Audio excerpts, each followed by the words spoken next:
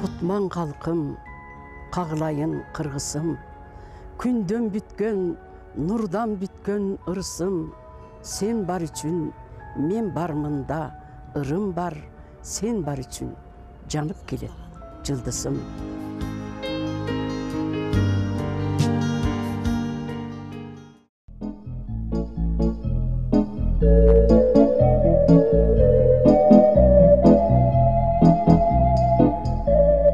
Кыргыз Республикасынын эл акыны Гүлсайра Момунова 1937 жылы 30 декабрда Айтылуу Таластын Лелимпол районуна караштуу Кең Арал айылында туулган. 1960 жылы Маяковский атындагы Кыргыз кыз келиндер институтун бүтүргөн соң Советтик Кыргызстан гезитинде кызматкер, Кыргызстан басмасында редактор, Кыргызстан аялдары журналында жооптуу катчы жана башкы редактордун орун басары болуп иштеген.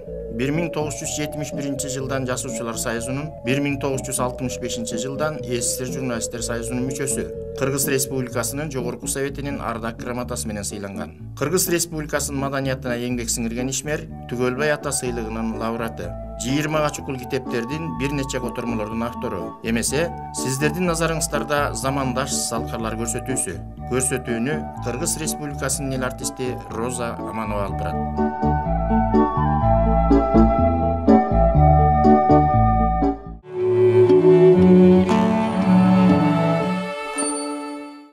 Саламатсыздарбы, ардактуу телекөрүүчүлөр?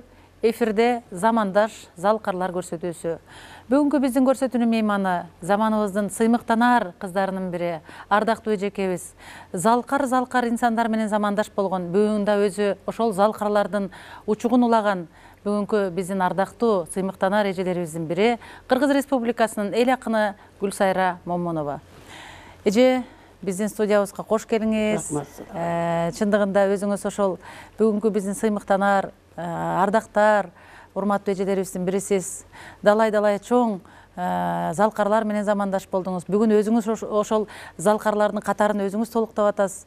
Мына ошо сиздин чыгармачылыгыңызды көрүп, сиздин ушунчалык эмгектенгениңизди көрүп, биз өзүбүзгө өрнөк тутабыз чындыгында. Анан бүгүнкү чыгармачылыгыңыз кандай? Сиз ушу таалыбай, баягы талыкпай, ушунчалык кайраттуулук менен иштеп атканыңызды абдан жакшы билебиз да. Ар бир жолуккан сайын сизде бир сөзсүз жаңылык болот. Азыр кандай жаңылык менен келдиңиз? Эми колдон келишинче иштеп атабыз эми. Бизде ошонго насыйпабыз ошондой болгондон кийин акындарын жөн жүрүүгө болбойт, убакытты бошко кетирүүгө болбойт. Колдон келишинче ошентип иштеп атабыз эми.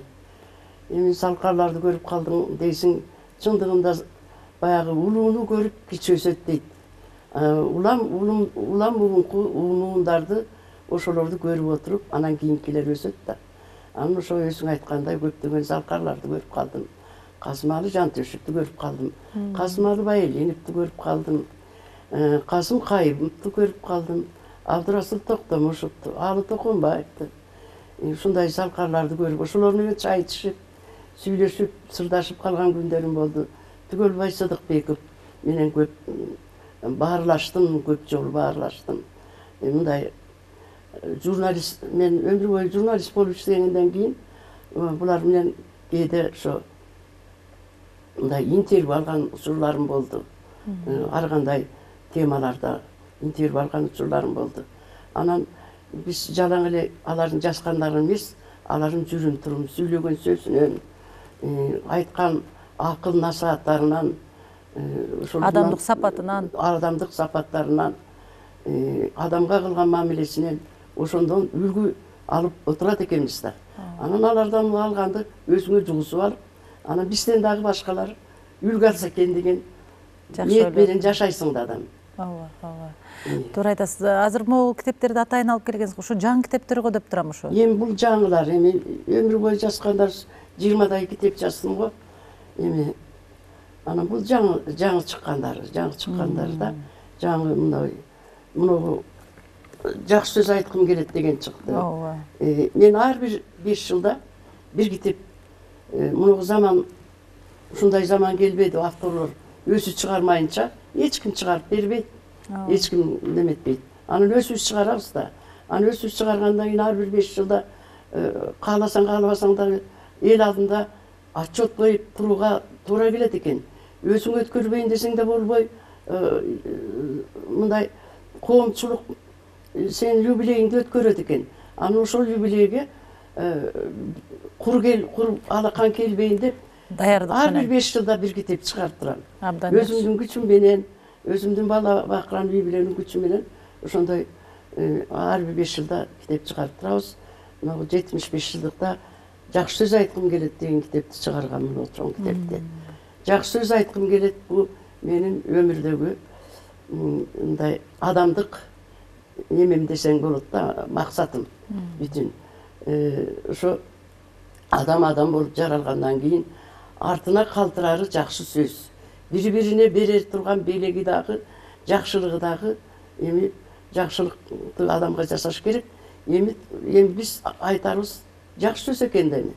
Мына бул биздин колдон келген айтарыбыз акын болгондон кийин адамдарга жакшы сөз арнасак дейбиз. Деги эле адам баласы бири-бирине жакшы ниет, жакшы пейил, жакшы сөзүн арнап жүрсө, бул дүйнөдө эч жамандык деген болбойт эле деген ойда.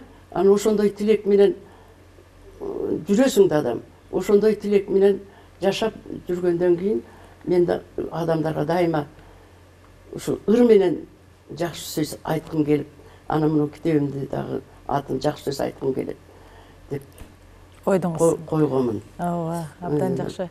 Андан кийинки китеп ошо жакшы сөз айткым келет деген ырымды окуп берейинби? Окуп бериңиз. Адамдарга айткым келет жакшы сөз. Жаман сөздү осмалбай жаркылдап, таңдайдагы балгам алып таттуулап, жүрөктөгү нурга чайкап, аруулап, адамдарга айткым келет жакшы сөз. Күн нурундай жүрөктөрүн эритип, муңайганга күлкү чачып, жылмайтып, көк жайыктай көңүлдөрүн сергитип, жан жыргатып, айткым келет жакшы сөз.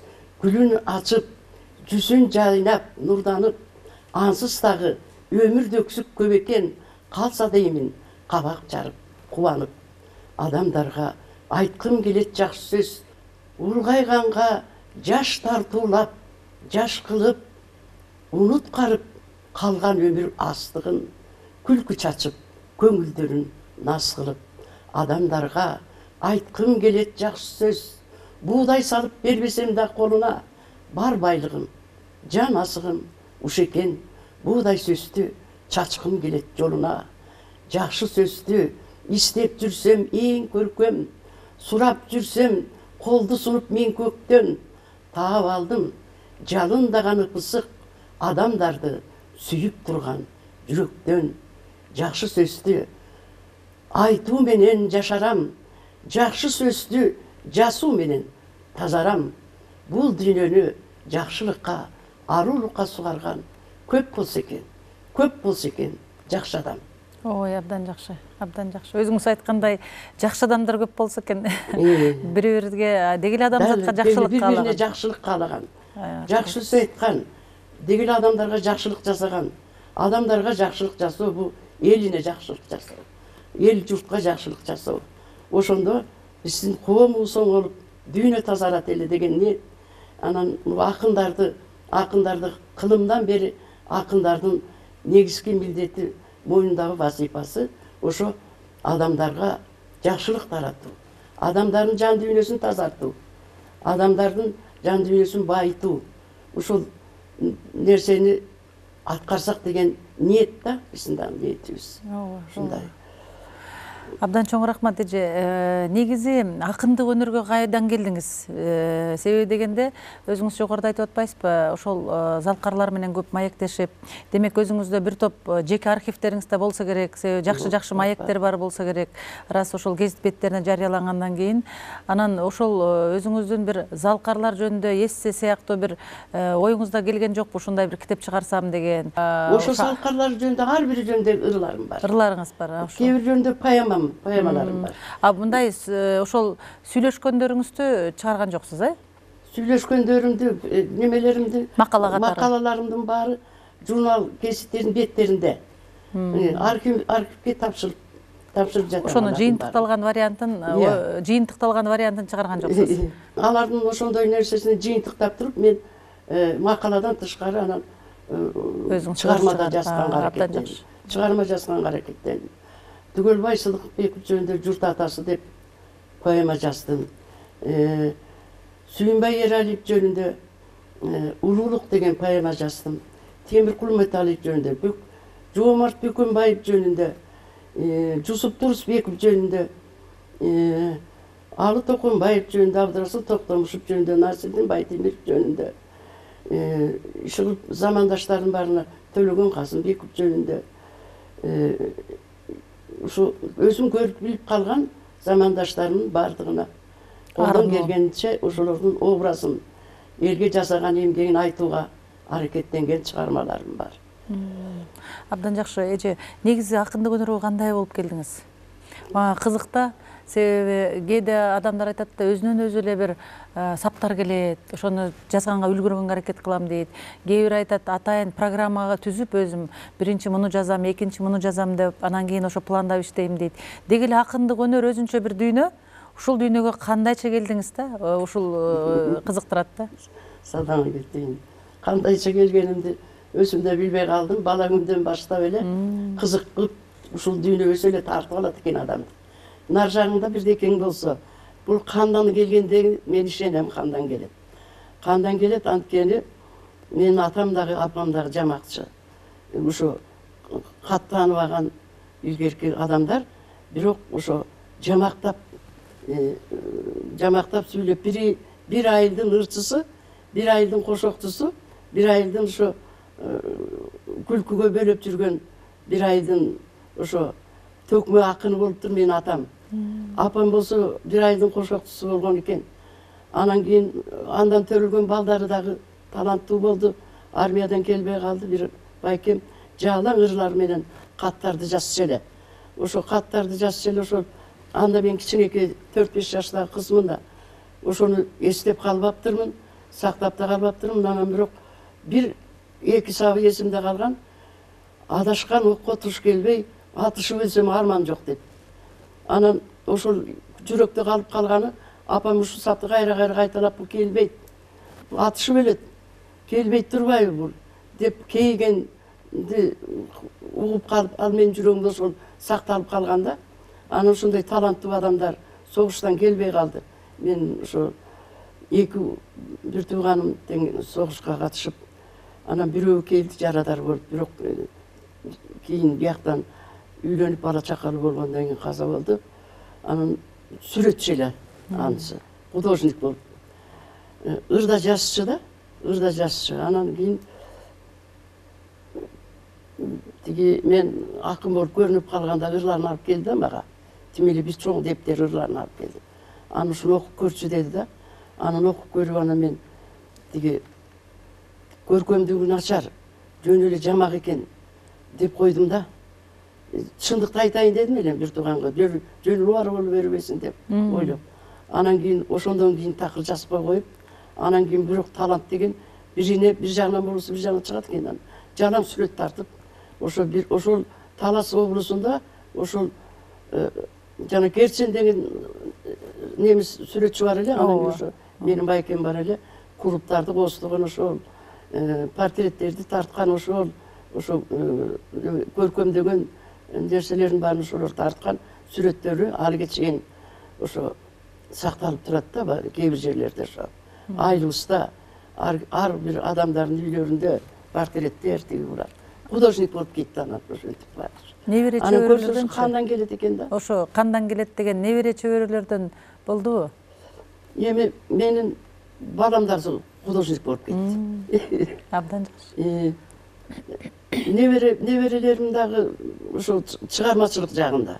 Чыгармачылык жагында да мындай режиссерский деп бүтүп кино тартып жүрөт бир неберем. Берки неберелерим да ошо гуманитарный жагынан бүтүшүп, ошондо тил жагынан бүтүшүп, ошондой кызым болсо мугалим, адагы кичинекейинде ыр жазчу эле, анан жазбай мындай мен аны да сындап койсом ада жазбай калган. Анан бирок таланттуу мугалим болуп демеле абдан немени ырдап туруп берет да сабакты. Орусча бирок ошо бүтүн ата энелерден баштап балдар ошону абдан сүйүшөт. Мугалим катары жакшы баалашат. Таланттуу мугалим экенден да абдан. Эже анда дагы бир баягы бир ойлонуп, мындай өзүмчө ойлоп отурам, ушу сизди карап отурупчу.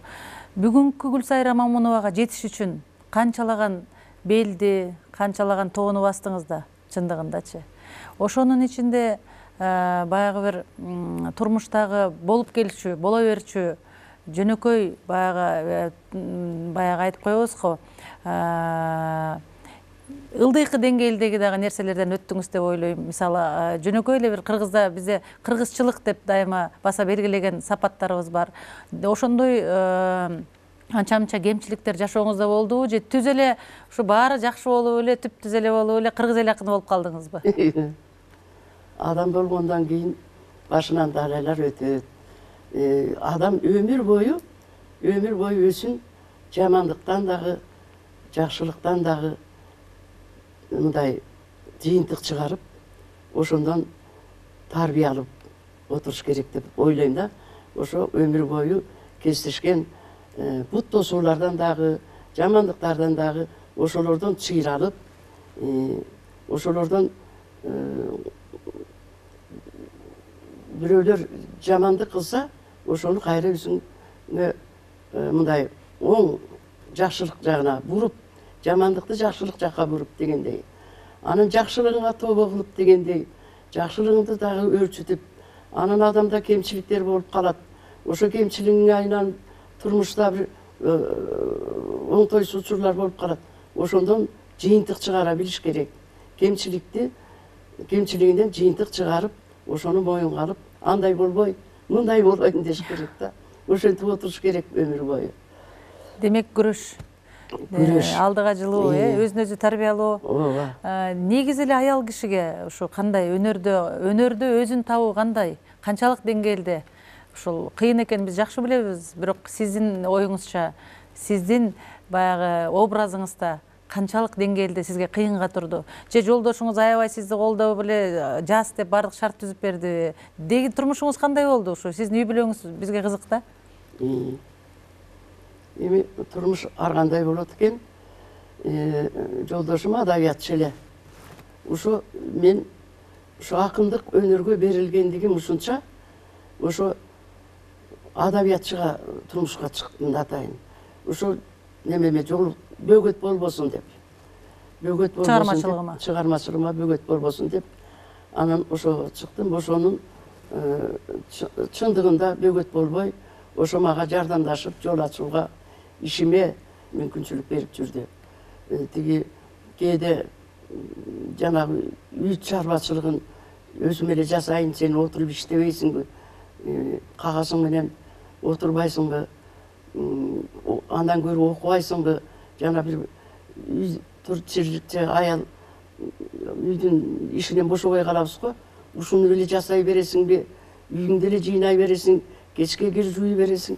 Анын көрүмүн огуп, немеңди өстүрсөң болбойбу? Деңгээлиңди өстүрүп, окуп, аракеттенип, сенде деген неме бар? Ушундай бардык эле адамга берилбеген бир чоң, керемет талант бар. Сен ырды жакшы жасасың, кыйналбай жасасың.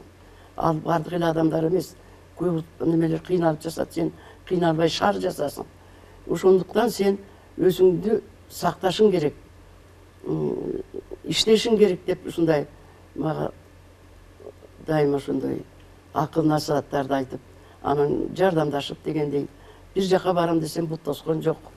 Барышың керек, эл көрүшүң керек, жер көрүшүң керек деп ар бир отпускаларда чет мамлекеттерге барам десем айка жиберип, кайка барам десем ошого кубануу менен жиберип турчу эле.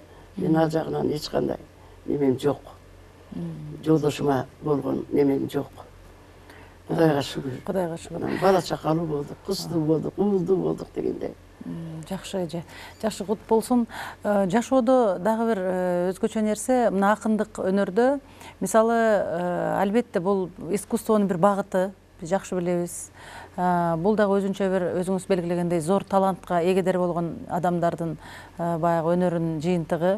Ошол акындардын элге жетиши кандай эми? Мисалы, ырчыларга ырдайт экен. Театрдагылар болсо роль аткарат экен дегендей, художниктер сүрөтү менен. Себеби замандын, башкача айтканда доордун алмашышы менен, биздин коммунисттик доор дейбиз, советтик доор деп атабыз. Ошонун алмашышы менен бүгүнкү технологиянын заманында баардыгы азыр компьютерлештирилип кетти. Өзүңүз жакшы билесиз. Эми эл менен мурун баягы элдеги акындардын ар бир сабы жүрөгүндө жүрчү эле. Мисалы, Медин Албаев мындай деген, Байдулла Сарногоев мындай деп жатка айтышчу эле да. Азыркы учурда акындар менен ошо элдин бири-бирине болгон байланышы үзүлгөндөй сезилет да. Ушу бир жатка айткан бир көрөрмандарды азыраак учуратабыз да. Ушунун өзү ушул замандын оош кыйышынан пайда болгон жокпу? Же болбосо кантип биз ушул элге жеткиришибиз керек? Ушу сонун алтындай болгон саптар бар да, бул өзүнчө афоризмге айланган, өзүнчө кадимки биздин кылымдарды кезген макал лакаптарыбызга айланып калган. Ошону деле качандыр бир кезде ушу акындар айтса керек.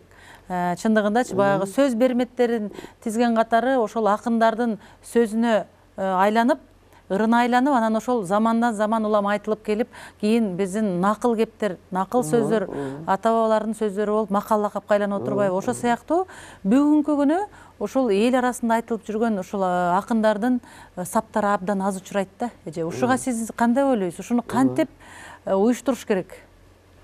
Мунун бир мисалы, мына өзүңдүн муну алып барып аткан ишиң сыяктуу нерсе көп болуш керек. Эл менен жолугушуулар көп болуш керек. Китептер чыгып туруш керек. Китептер өтүп туруш керек, сатылып туруш керек. Эл мына китептерди чыгарабыз, аз эле тираж менен чыгарабыз. Ушу шаардан керектен өзүбүздүн эле жолдошторунан артпайт, элге жетпей атат. Республиканын булуң бурчуна жетпейт. Окубай жатат, элибиз китеп окубай жатат. Айылдагы китепканаларга барсаң, эч бир жаңы китеп жок. Китеп ала келдиң деп колуңду карайт. Анан көтөрүшүбүзчө көтөрүп барабыз барган жерге китептерибизди. Анан ошентип элдерибиз китеп окубай ошондой учурга келип калбадыкпы? Анан китеп окубай калгандан кийин жанагындай учкул ойлорду, акындардын учкул саптарын эсине сактап кала албайт. Бардык эле немелер муну компьютерди карап, интернетти карап эле ошо нетип калбадыкпы? Китеп окумайын демек аң сезимге азы кала албайбыз, жукпай калабы деп ойлоп кетем да. Мен муну айткан себебим, эже, илгери эсиңизде бар да, эми ошо Советтер Союзу убагында биз ошол студент катары китеп сүйүүчүлөр коому деген бар эле да. Ошол китеп сүйүүчүлөр коому менен биз анда студент элек, Күреңкеев атында музыкалык окуу жайда окуйт элек. Биринчи, экинчи курста эле залкар акындар менен бизде ошо эл менен жолугушууга алып барчу эле да. Мен али күнкүдөй көз алдымда турат, ошо Кемиңге экен, ошо чүйгө эле Байдулла Сарногоев, Түмөнбай Байзаков окшогон залкарлар менен анан таласка чейин бир бардым эле. Андан кийин ошо Акбар Рыскуловго окшогон агаларыбыз менен ошодон улам өзүм ойлоп атам да, ошондой эл менен жолугушууда алар тим эле жатка айтып, анан кээ бир куйма кулактар болот экен да, ошол жолугушууда жаңырын окуса, эшикке чыгып ошону кайра кайталап беришчи. Ой, ушундай сонун болгон турбайбы депчи. Атайын ошондо уюм болгон. Азыр кандай? Азыр ошондо уюм жок. Ал уюмдан эчтеке жок азыр. Андай уюм жок азыр.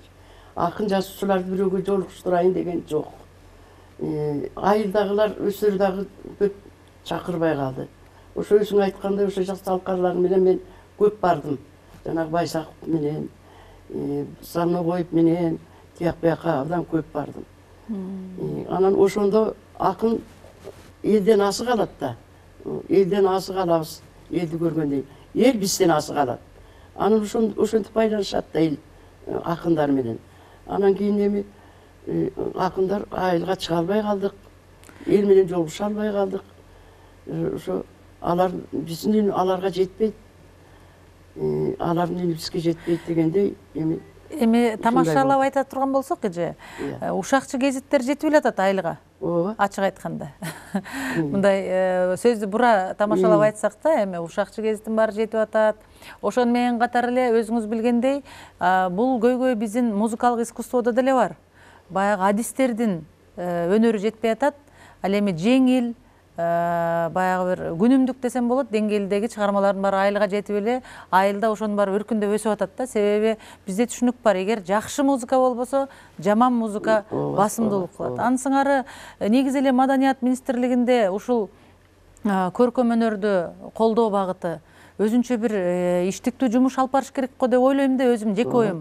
Анан акындар мүмкүн биз алган маалыматка караганда, мына жаштардын бир борбору бар, акындардын борбору. Ушул кээде мисалы телевизордон көрүп калабыз, абдан сонун саптар жазган жаш акындар бар. Бирок тилекке каршы биз аларды интернеттен издегенибиз менен интернеттин булактарын билишибиз керек. Кайсы жерден карайбыз? Эми азыр интернет деген укмуштуудай өзүнчө желе да бул, интернет желеси. Анан ошол себептен өзүңүздөр бир жолугуп, сүйлөшүп, ушул маселени кантип чечсек болот деп бир акылдаштыңыздарбы деги? Негизи ушундай сурагым келет да. Ооба, акылдаштык. Эмне болду, кандай жыйынтык? Анан өзгөчө кыз акындар, акын кыздар акылдашып эмне кылабыз деп. Анан ошо жазып жүргөн акын кыздардын баары чогулдук.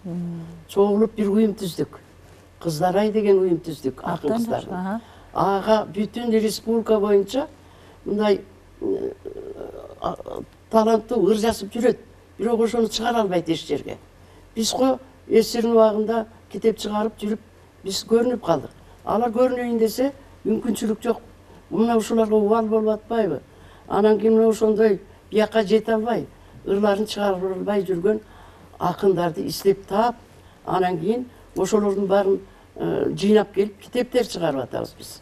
Абдан жакшы. Жөн жүрбөй. Чогултуп алып, бир өзүбүзчө Кутордо деген ордобуз бар. Ошол жерге отуруп алып, чыгармаларыбызды, жаңы жазган чыгармаларыбызды окушабыз, талкуулашабыз, сырдашабыз. Ыр жазуунун жолдорун бири-бирибизге үйрөтөбүз ошентип. Анан ошентип отуруп, мындай китептерди чыгарып атабыз. Мына Кыздар ай деген. Мына бүтүн республика боюнча 80 жаштан баштап 18 жаштан баштап 80 жашка чейинки акындардын ырлары топтоп бул 5-чи жол чыгармалар. Анан ушундай китептерди чыгарып атабыз. Андан тышкары жалгыз мындай ырлары жыйнакка топтолуп калган айрым акындардын дагы жеке китептерин чыгарып атабыз. 10 чакты автордукун чыгардык. Эми ошону каражатты кайдан табабыз? Мунуга 100 акын кирбедиби? Мынуга, мынакей. Ошо 100 акын 1000 эле сомдон берет мына китепке. Ошондо 100 000 сомго китеп чыгат экен. 100 000 сом. Абдан жакшы. Анан кийин муну китептен 10донбу 15тен ошол авторго берилет да. Анын баягы берилген акчасын муну сатып табы же эмне кылат? Тиги кайра кайтат да. Кыскасы акындардын баардыгы мына ушундай жолго түштүк. Айла жок.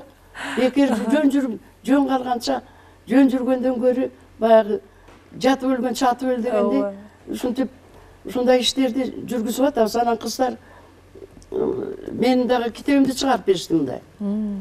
Жаш кездеги сүйүү ырларыңыз жакшы эле эже. Биз ошону жакшы көрчү элек, ошону тарбияландык элек. Сүйүү ырларыңызды сүйүп окуп, көчүрүп алып, анан меники деп жүрчү элек. Ошол ырларыңызды кайра чыгарыңыз топтоп деди. Анан эми ушул курагымда койсоңорчу десем болбой, топтоп туруп бир китеп чыгарып коюшту мынакей. Жүрөктө жүргөн сүйүү бар деп. Абдан жакшы. Анан кийин ушинтип мында ошо Кыздар ай, ошо биз коом дейбизби, клуб дейбизби, ушундай коом түзүп алдык. Кадимкидей жанагы регистрациядан өткөн өзүбүздүн печатыбыз, өзүбүздүн немебиз бар. Кадимкидей Юридикалык жактан. Юридикалык жактан немеден өткөнбүз. Анан ушинтип жөн жүрбөй, ошо акындардын башын кошуп. Ошентип Кыздар айды түзүп алсак, бизге балдар да келе баштады. Бизчи деп. Анан кийин ошо кээ бир чалдар да бар, акын чалдар. Улгайган кишилер да бар, анан балдар да бар. Анан кийин мына китепке анан кыздарай, анан балдарай деп тиги неме коюп алып мынакей ушу китепти чыгардыңыз. чыгардык. Абдан жакшы. Мунун ичинде балдар да бар. Анан ушинтип уюмдашып жүрсөң, бир жеке-жекеден жүргөндөн көрү Өзүнчө күч да бул. уюмдашып, мындай бири-бириңе колдоо, азыктануу бири-биринен. Анан кийин адамдын мындай духу көтөрүлүп, ушундай жакшы болот экен. Ошондон көптөгөн бир топ акын кыздар ушу уже мындай көтөрүлүп калды да, акындык жолго түшүп. Жазгандар мурун мындай неме болсо, начарыраак болсо, кийин мындай кадимкидей акындык жолго түшкөн кыздарыбыз бар да. Анан ошентип жок дегенде мунугу ар бир автордун 10дон ыры бар да. Анан аны тандап берет да. Начарын бербейт. Тандап туруп берет. Анан ошол 10 ырдан деле адамдын жүзү көрүнө түшөт, акындык жүзү. Кээде бир ырдан деле акындын жүзү көрүнө түшөт да. Кандай эгерде ошо күчтүү ыр болсо.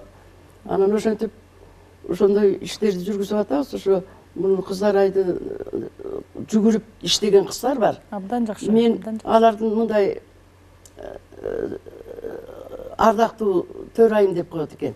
Мен эми курагыма жараша жүгүрүп иштей албайм. Анан менин орун басарларым бар, жүгүрүп иштеп атат. Ошо жанагы Каракулова, Бурулкан ошо жүгүрүп республика боюнча бирде Ошто, бирде Токтогулда, бирде Нарында, бирде Таласта ушинтип ошол акындарды жыйнап, акындардын ырларын жыйнап интернетте отурат. Абдан жакшы эже. Бул ишиңиздер аябай бир кубанарлык экен. Баягы элге да жолугушууга барабыз. Анан эл ичинде мындай бир майып адамдар да бар. Майып буту колу баспай калган адамдар да бар. Бирок таланттуу аябай. Жакында көлдө ошондой бир авторду таап келип, ошонун жаңы китебинин презентациясын өткөрдүк. Анан көзү көрбөгөн дагы майып акындарыбыз бар. Алардын дагы китептерин чыгарып, алардын дагы немеге кошуп ошентип жүрөбүз да. Мына ошолор дагы кубанып атат да. Ошол эч ким көңүл бурбай калыптыр да аларга да. Сиздер ошондо жазуучулар союзу менен эч кандай байланышта жок эле, өзүңөр байланышыбыз жок. Бирок өзүбүздөн чыккан таланттуу акын жазуучуларды жазуучулар союзуна сунуш кылып атабыз. Мүчөлүккө сунуш кылып атабыз. Анан алар да биздин ушу ишибизди колдоп, абдан жакшы иш кылып атасыңар, биз иштей турган ишти иштеп атырсыңар деп жанагы Акбар Рыскулов ошо бизди кубаттап, ошентип жакшы иш кылып атырсыңар деп. Эже аксакалдык кылып аябай жакшы ишке башатына туруп берип атыпсыз, абдан жакшы болуп. Бекер жүрбөй, ушундай иштерди жүргүзүп, ошентип мындай жаш чыгайын деп чыга албай жүргөндөргө, чыгып кеткендер өздөрү чыгып кеткен, өздөрүнүн китебин чыгарып аткан, баягы мурун көрүнүп калгандарга тийишпейбиз. Анан мындай чыга албай жүргөн жаштарга ушу керек экен, сүрөө керек адамга. Бир сүрөө болбосо күлүк деле күлүк болбой калат да. Анан кийин бири-бирибизди сүрөп, бири-бирибизге жакшы сөз айтып, жакшылык жасап, бунун өзү дагы бир жакшылык го деп ойлойм да. Колдон келген жакшылыкты. Тирүүлүктүн бирден бир вазипасы ушул го эже. Ошо да садаган. Ошондой болуп, эмнегедир ушундай эң башкы вазипа ушу деп ойлойм да. Баягы бул өзүнчө бир чоң аманат деп адамга.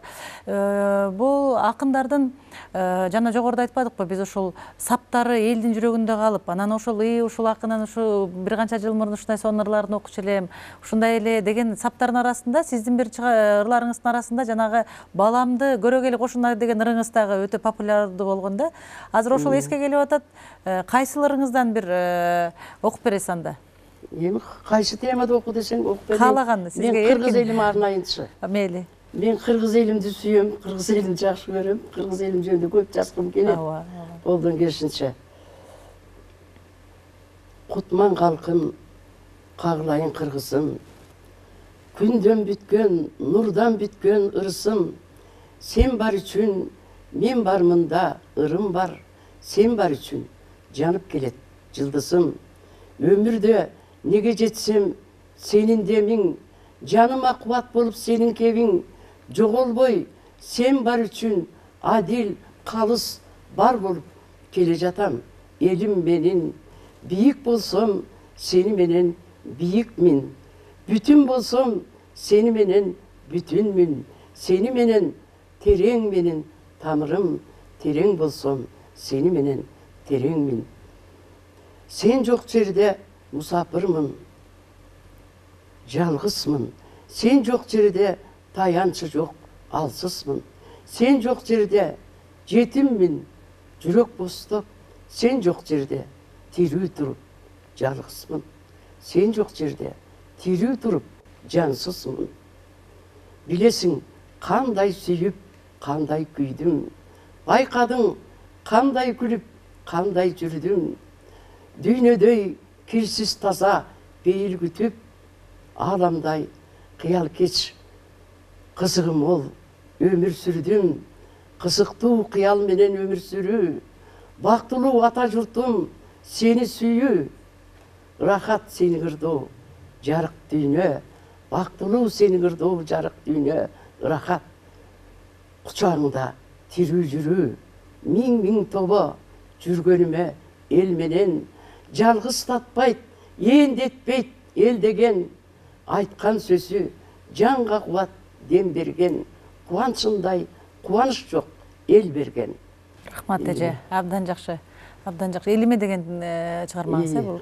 Кыргыз элиме. Мындай бир суроо бергим келет да эже. Негизи акын болгондон көрө адам болуш керекпи же адам болуп анан акын болгон тарыхта көбүрөөк калабы? Себеби мындай суроо бергеним, азыркы учурда бир тамашага айланган сөз бар да. Бүгүнкү күндө мисалы акын болгондон көрө журналист болуу алда канча мындай өйдө барктуу деген. Себеби бул замандын бир ушундай агымына жараша көрсө бир кесип дагы ушундай өзгөрүп турат окшойт да. Ошол себептен сиз кандай ойлойсуз? Сиздин оюңуз кандай? Деги эле адам болуу кыйын экен баарыбыз жакшы билебиз. Бирок акындарга кайсынысы биринчи? Адам болобу же акын болобу? Акын болуш үчүн эң бийик, эң таза, эң аруу адам болуш керек. Адам болуш керек. Ошол адам анан кийин эгерде нар жагында кудуретинде Алла Таалам берген касиети бар болсо, анан акын боло алат. Анан мен өмүр бою журналист болуп иштедим 40 жылдай. Мен журналист болуп иштегеним менин акындыгыма тиги терс залапкасын тийгизген жок. Турмушту көрдүм, адамдарды көрдүм, адамдар менен сүйлөштүм, көп жерге бардым, көп адамдардын тагдырын жаздым, элдин тагдырын жаздым. Ошо мага түрткү болду, чыгармачылыгыма түрткү болду да. Ошо акын болуш үчүн көптү билиш керек экен, көптү окуш керек экен. Аябай өмүр бою изденүүнүн үстүнө изденүү, толук изденүү. Анан кийин акынмын деп эле жүрө бергенде болбойт. Эмгек, аябай эмгек. Баягы 90% эмгек деп ар кем айтты эле. 10% талантың болсо дагы 90% эмгегиң болуш керек деп. Анан эмгек гана жеткирет. Анан көп эле элдин ичинде таланттуу адамдар көп. Мен байкайм, элибиздин өзү таланттуу. Ыр жандуу барысы. Кайда барсаң дагы тиги төгүп мындай бир-эки куплетти жазбаган адам жок биздин элде. Бар эле таланттуу. Анан ошонун ичинен дагы өтө таланттуулар бар. Бирок жазбайт да. Жазбай калган акын деп эсептейм мен ошолорду. Ушу көп эле башка кызматта жүргөн, коомдук иштерде жүргөн дагы адамдарды билем да. Мындай аңгемелеше келгенде, сүйлөшө келгенде накта акын да өзү. Мындай натурасында эмесинде. Анан кийин бирок башка чөйрөгө өтүп кетип, башка кесипке өтүп кетип, анан кийин жазбай калган. Аны мен айтам, сен акын экенсиң, бирок жазбай калган акын турбайсыңбы деп ошолорду да ошентип айтам да. Ошентип эмгек кылбаса, акын болсо деле жанагы акпаган чөйөттөй болуп акпай калышы мүмкүн, акын болбой калышы мүмкүн. Акын дайрадай агып туруш керек дайыма. Дайрадай агып туруш керек. Дайыма тынымсыз агып туруш керек, тынымсыз эмгек.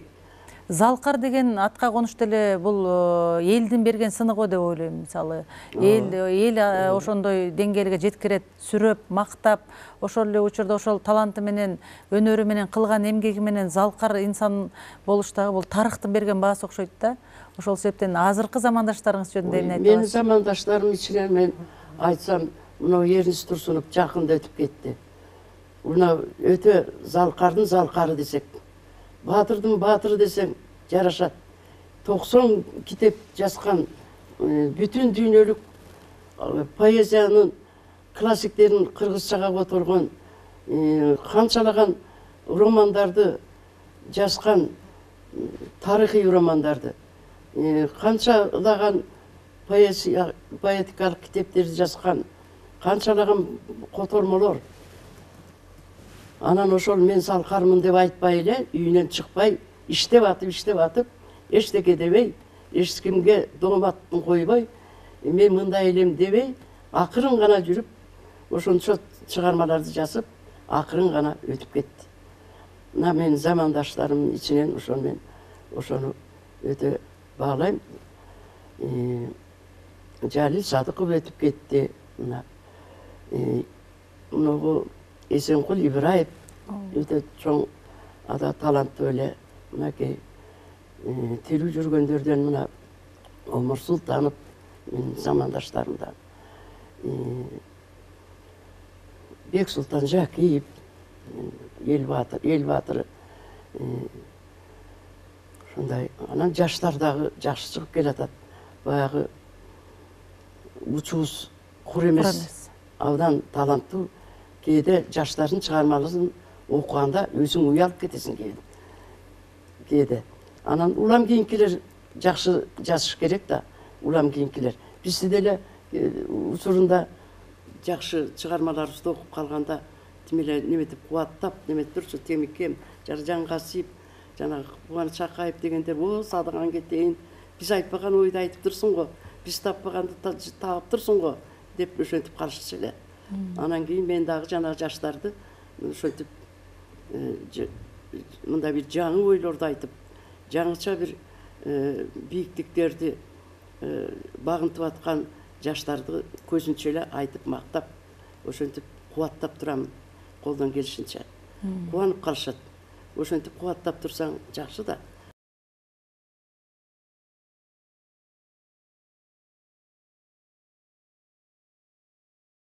Демденип калышыбыз. Элге чыкканда элден жакшы сөз кылсаң, буга да демденип, мына ошентип адам менен экенбиз да. Бири-бирибизден алат экенбиз. Элге берет экенбиз ушундай. Сиздин бүгүнкү ушул сиз менен атайын убакыт бөлүп, бизге ушундай аңгемелешип, турмуштук жолуңуздан дагы, чыгармачылык жолуңуздан дагы кеп кеңешиңизди айтып, ушундай биз менен ой бөлүшүп атканыңызга чын дилден рахмат айткым келет.